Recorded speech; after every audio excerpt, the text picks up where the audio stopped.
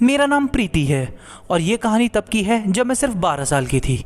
मेरे माता पिता और मैं गांव में रहते हैं और अक्सर जब मैं 12 साल की थी तो मेरे पिताजी खेत में काम करने जाया करते थे और दोपहर के समय में अपने पिताजी को उनका दोपहर का भोजन देने जाती थी। अक्सर ये मेरी आदत थी। हमारा जो खेत था वो काफ़ी बड़ा था और जो हमारा खेत था वो हमारे घर से लगभग आधा किलोमीटर दूर था। तो अक्सर मेरी माँ मुझे पिताजी के लिए दिन में खाना बनाकर उन्हें देने आने के लिए कहती थी और मुझे काफ़ी अच्छा भी लगता था। एक दिन जब मैं आ रही थी तो मैंने देखा कोई एक बूढ़ी सी औरत है जिसके पास एक बहुत ही बड़ा बेर का बोरा था। तो उस बूढ़ी सी औरत ने कहा, ए बच्ची, क्या तू मेरी मदद करेगी? ये बोरा काफ़ी भारी है, इसे मेरी पीठ पे रखवाने में मेरी थोड़ी मदद कर दे। तो मैंने कहा, ठीक है अम्मा।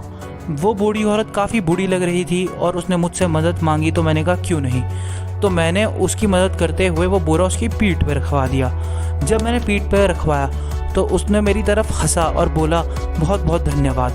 तो वो जाने लगी। मैंने कहा, दादी अब कहाँ जा रही हो? उसने कहा, मेरा घर पास ही में है। तो मुझे काफ़ी हैरानी हुई क्योंकि मेरा घर तो यहाँ पास ही में है और हमारे घर के आसपास गाँव में सबके घर काफ़ी दूर दूर है, किसी और का घर भी नहीं है। तो मैंने कहा, माँ कहाँ रहती हो?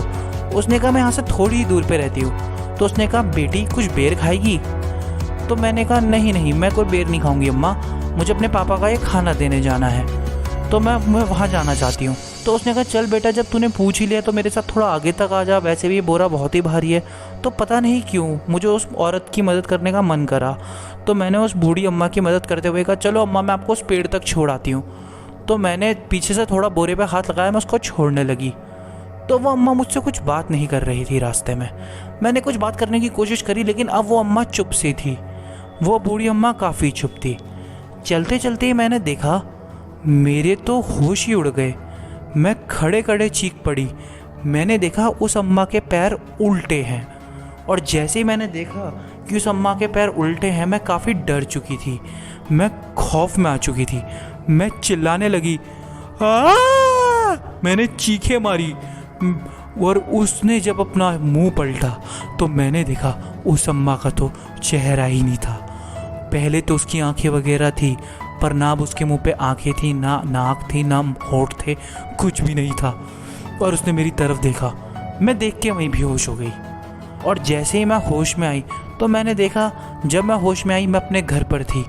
मेरे मम्मी पापा मेरे बगल में बैठे हुए थे। मुझे काफ़ी तेज़ बुखार आया हुआ था। वो मुझे देख के काफ़ी परेशान थे। तो उन्हें मैंने सारी कहानी बताई। उन्होंने जब ये कहानी सुनी तो वो सीधा मुझे मंदिर ले गए। तो जब वो मुझे मंदिर ले गए तो वहाँ पुजारी जी थे। जब पुजारी जी ने मुझे देखा तो उन्होंने मुझे बताया कि शायद इस पर कोई भूत नहीं चिपटी, पर जैसा आपकी लड़की ने बताया कि उसने, आपकी बेटी ने उसकी मदद करी, तो शायद तभी उस बुढ़िया ने इसे परेशान नहीं किया। यदि ये उसकी बोरी उठाने से मना करती तो ये उसके साथ बहुत बुरा, ये उसे मार भी सकती थी। लेकिन जैसे इसने उसकी मदद करी और हम उसकी हर बात की मदद के लिए हामी भरी तो उस बुढ़िया ने इसे छोड़ दिया, अन्यथा इसको जान से मार देती। उसके बाद मुझे वो बूढ़ी अम्मा कभी नहीं दिखाई दी और मैं चाहती भी नहीं कि वो मुझे कभी दिखाई दे।